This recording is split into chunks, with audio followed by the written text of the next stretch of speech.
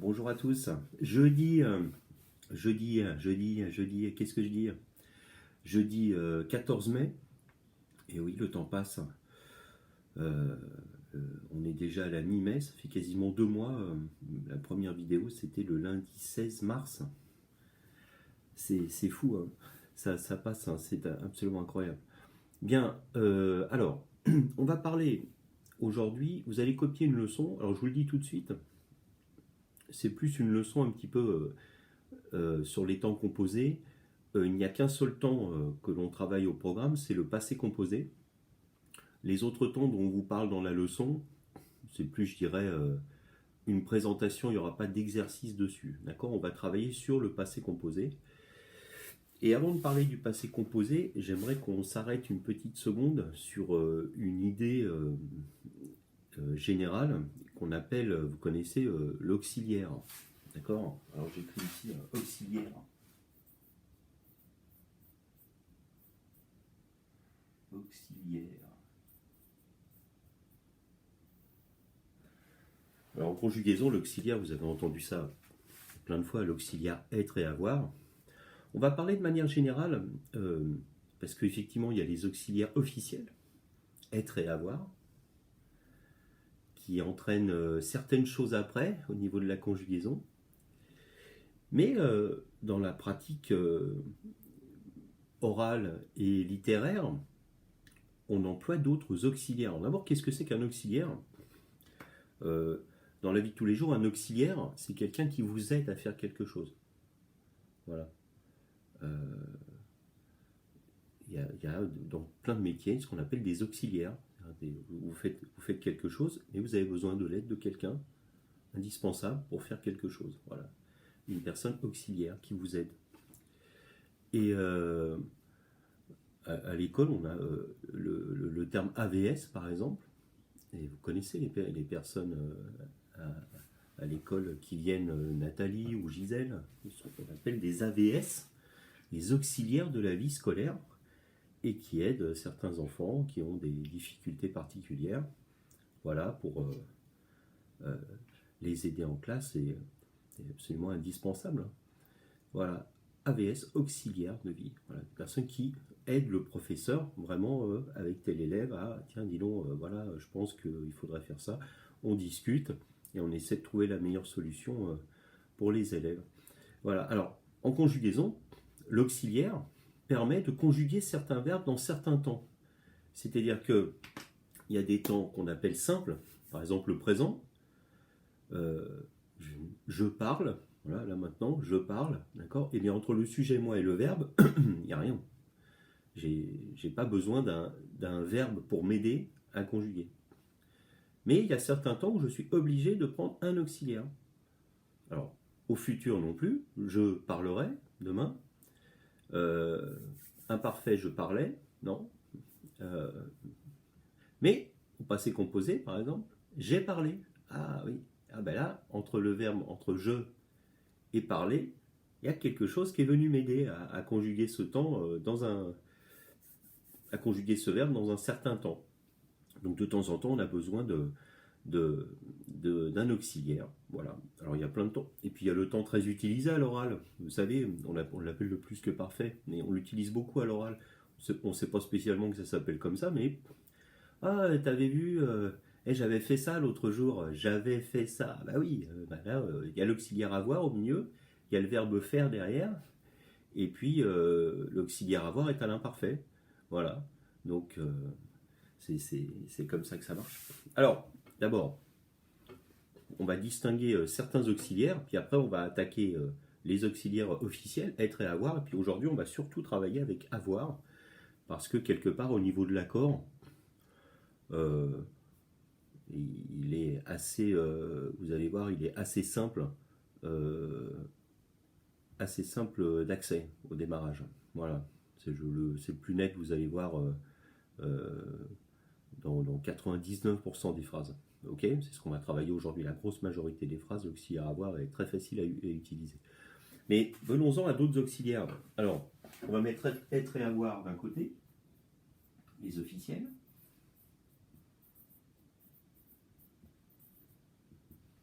Et puis de l'autre, Il y en a d'autres qu'on utilise très souvent, le verbe aller. Alors là, c'est typique ça. Le verbe aller, je vais faire ça, je vais cuisiner.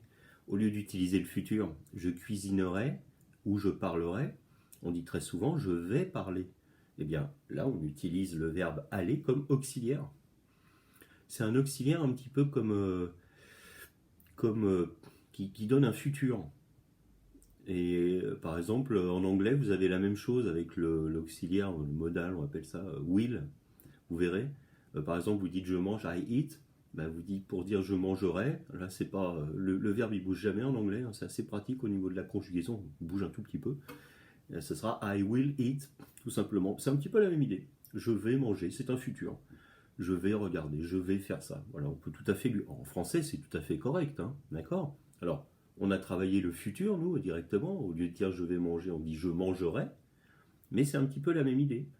Voilà. Et si vous regardez bien, c'est rigolo, parce que quand on dit je vais manger, il n'y a pas un verbe qui est conjugué au futur là-dedans. Mais c'est le fait de aller quelque part ou faire quelque chose qui donne l'idée du futur. Il y en a un autre aussi, c'est les verbes comme falloir, par exemple. Alors, falloir et il faut. Alors, vous vous souvenez ? C'est ce qu'on appelle les verbes impersonnels. Impersonnel, c'est-à-dire que, d'abord, on le conjugue, il n'a qu'une seule personne dans la conjugaison. Je vais le chercher dans le dictionnaire, celui-là, je vais vous montrer quelque chose. Je crois qu'on en a déjà parlé en classe. Le verbe falloir, voilà, 48. Alors, si je prends des verbes, hein, la plupart des verbes dans le Becherel, vous voyez, ils ont toutes leurs conjugaisons. Et le verbe falloir, vous allez voir, petite surprise. Ah, pétard! Attendez, il est où? C'est lui. Et pleuvoir. Bon, c'est ce qu'on appelle des verbes impersonnels, vous vous souvenez? On conjugue à la troisième personne du singulier. Il pleut. On ne dit pas je pleut, je faut. Non, il faut. Et après il faut, bon ben voilà, vous savez, il faut faire cela, il faut dormir, il faut. Voilà, bon, c'est très souvent pour donner un petit peu des conseils. Il faut faire. Voilà. Et il y en a un autre, tout à fait avec, c'est le verbe devoir.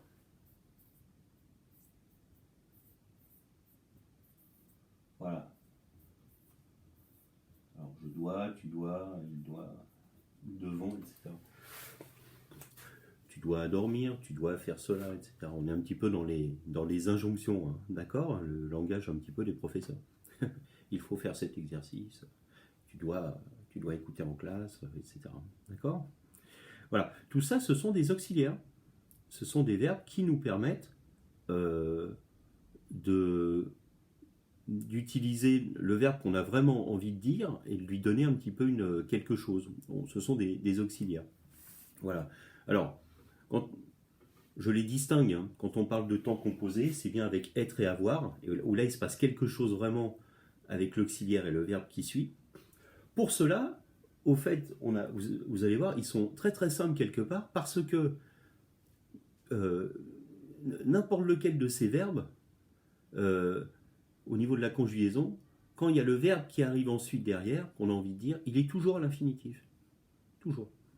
Mais de manière générale, quand deux verbes se suivent, et que le premier n'est pas un auxiliaire, c'est-à-dire par exemple cela, bah le deuxième est toujours à l'infinitif. Alors c'est simple, je vais manger, ER, parce que je peux le remplacer par un autre verbe, vous connaissez l'astuce, hein.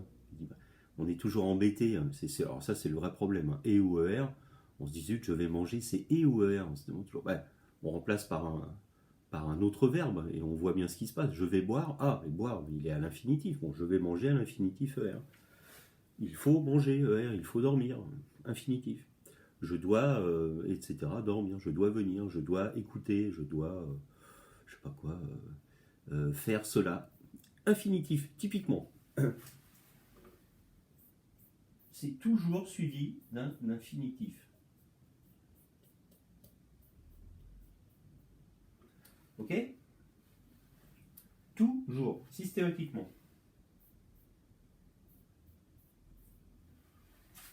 infinitif. Voilà. Bah écoutez, voilà. Donc, de manière générale, alors, même s'il y a d'autres verbes, hein. Voilà. Intéressons-nous maintenant au vrai auxiliaire.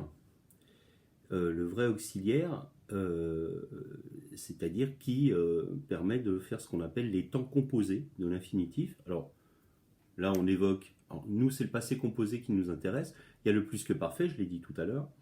Il y a aussi le futur antérieur et le passé antérieur. Vous les noterez dans la leçon, juste au niveau de, voilà, de présentation. On ne va pas du tout travailler sur ces temps-là. Mais c'est pareil, hein, il y a l'auxiliaire qui est d'une certaine manière et ensuite il y a le verbe. Alors, ce qui est intéressant l'autre jour, c'est qu'on a parlé du participe passé, vous vous souvenez, qui peut être un adjectif.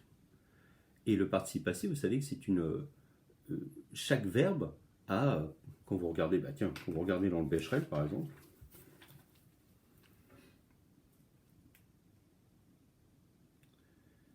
voilà, alors attendez, je vais en prendre un autre, peut-être plus clair.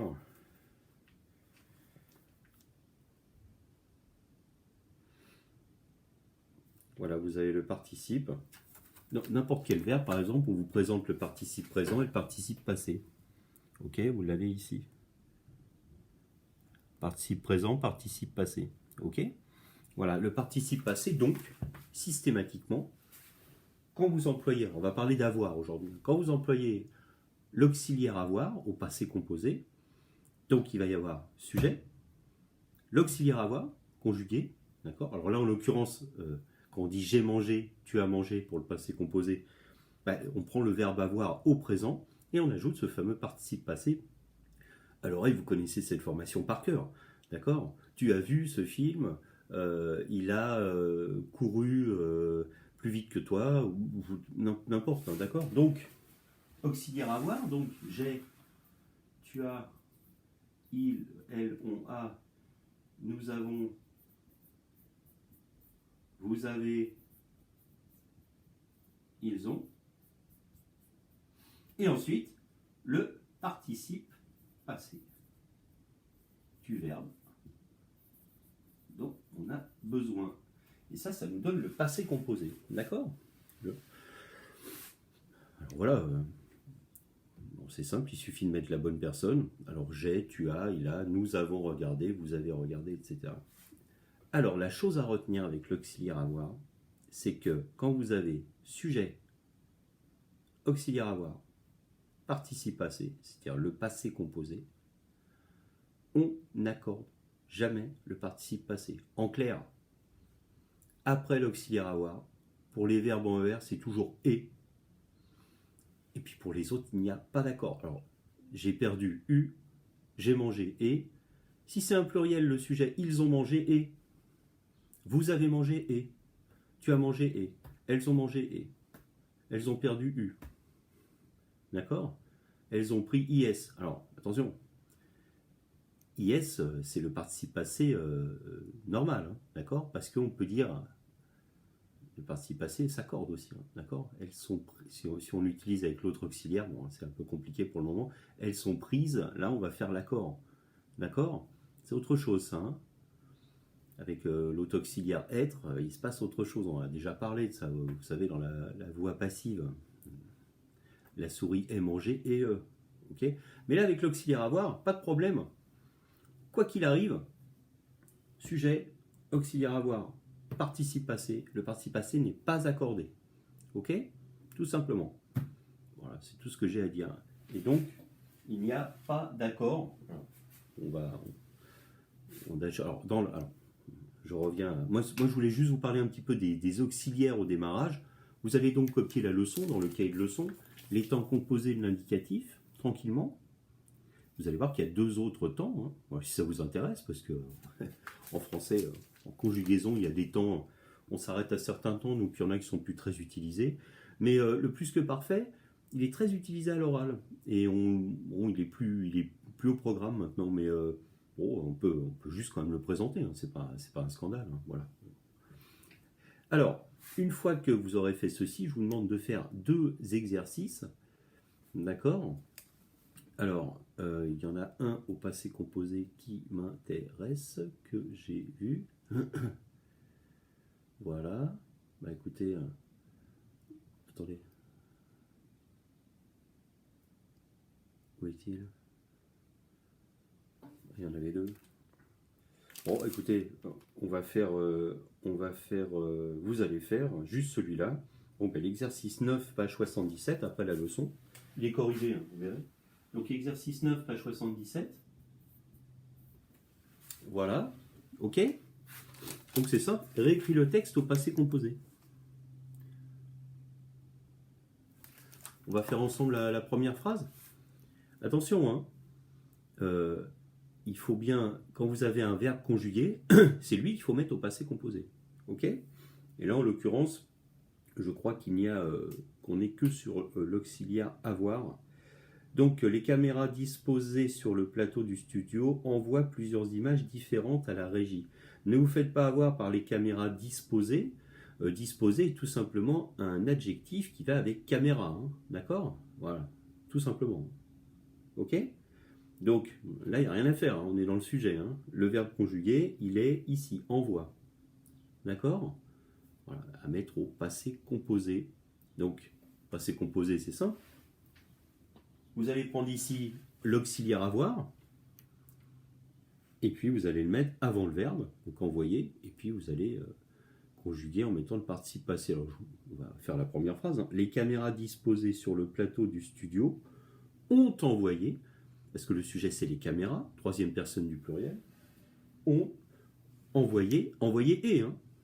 Attention. Hein. Et n'oubliez pas, hein, quand vous avez un doute, c'est et ou er, de toute façon, dites-vous, à tous les coups passé composé, c'est et c'est tout.